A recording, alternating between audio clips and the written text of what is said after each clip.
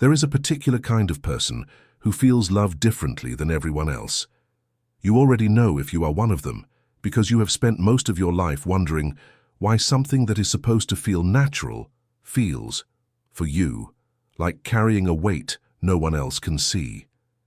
You love with everything you have, and somehow that totality becomes the very thing that pushes people away.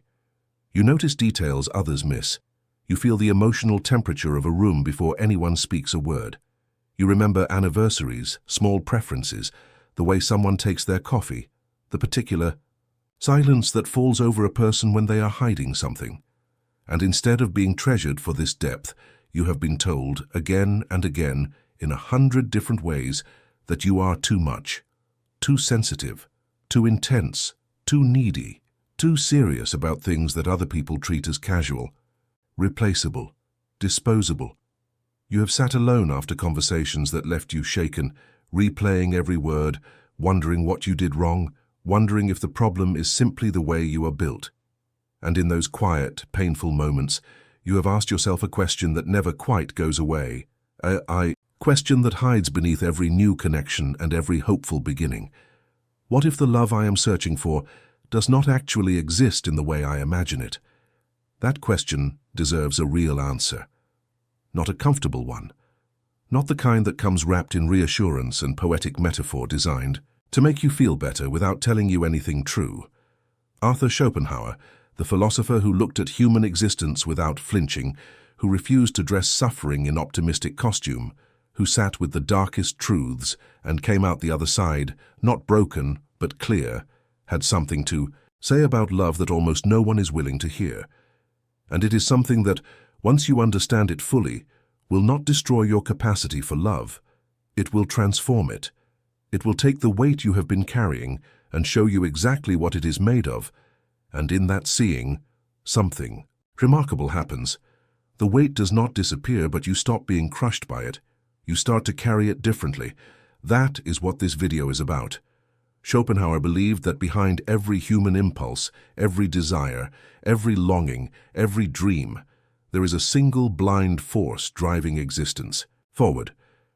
He called it the will, and he meant something far more radical than the simple idea of wanting things. The will, in his philosophy, is not something you possess. It is something that possesses you. It is the engine beneath consciousness, beneath reason, beneath your most carefully constructed plans and your most sincerely held intentions. It is the force that wakes you before your alarm with a chest full of something unnamed.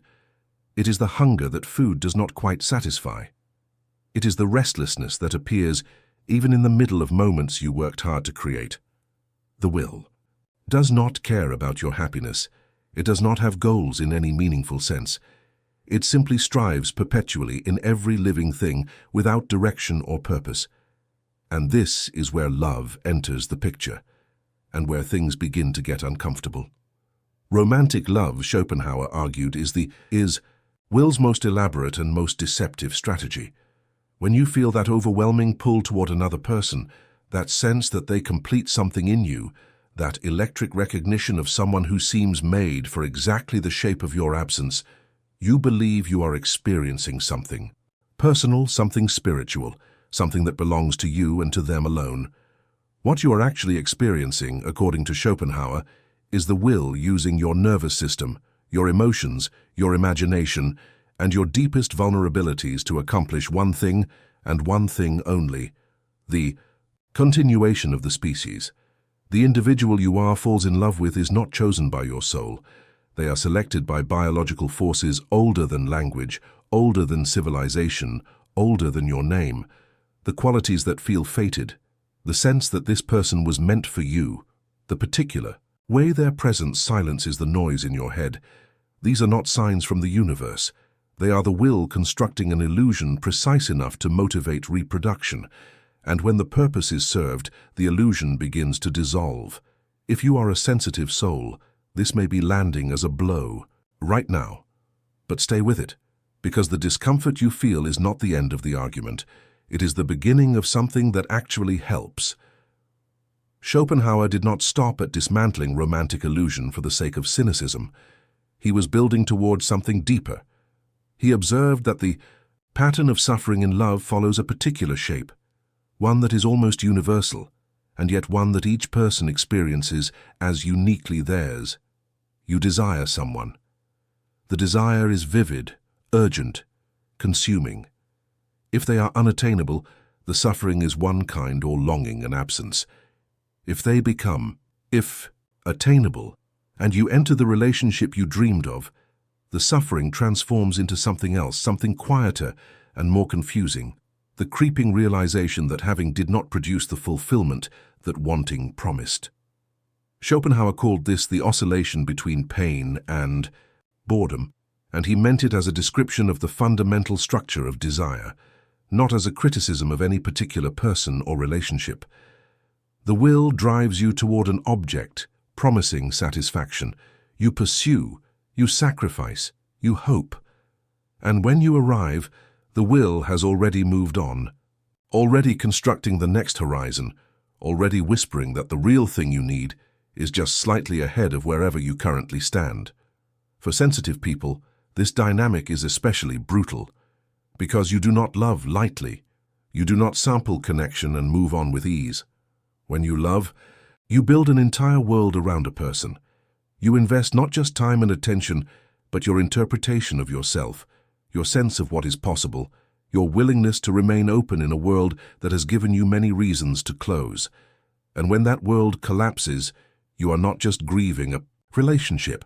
You are grieving the version of yourself that was possible inside it. You are grieving the future you could see, the conversations you imagined having, the quiet evenings and the difficult mornings, and the particular safety of being known by someone who chose to keep knowing you. That grief is real. Schopenhauer would not ask you to minimize it, but he would ask you to look at it clearly and to see within its structure the shape of something that can teach you everything important about the nature of desire itself. Before we go further, I want to stop here for a moment and speak directly to you. If you have ever felt like loving deeply was somehow a flaw, if you have ever been made to feel that your sensitivity makes you broken rather than extraordinary, if you have ever stayed up at night wondering why every connection that matters to you seems to carry an unbearable amount of pain alongside it, I want you to leave a comment below right now. Write exactly this: I feel deeply and it costs me everything. Because I know that is true for many people watching this, and I know that most of you have never said it out loud to anyone. The act of writing it here, in this space, is not nothing. It is a way of telling every other sensitive soul scrolling through these comments that they are not alone, that their way of loving is not a malfunction, that the depth they carry is not a burden to be cured, but a capacity that the world desperately needs even when the world does not know how to receive it. Write it. Let someone else see it and feel less alone because of you. Now, here is where Schopenhauer takes the argument somewhere that most people who have heard his name in passing have never followed him. The dismantling of romantic illusion is not, for him, a counsel of despair. It is an opening. Because once you see the will for what it is, once you recognize its operations without being entirely captured by them, something unusual becomes possible. Schopenhauer spoke of moments in which the individual temporarily escapes the tyranny of the will, and chief among these moments was the experience of aesthetic contemplation. When you stand before a great work of art, or lose yourself in music that seems to say the thing you have felt but never found words for, or become absorbed in a landscape so completely that the narrator inside your head goes quiet, you are, however briefly, free. In those moments you are not a desiring subject reaching for objects. You are pure perception, pure awareness. The will loosens its grip, and what remains is something Schopenhauer considered the closest human beings can come to genuine peace.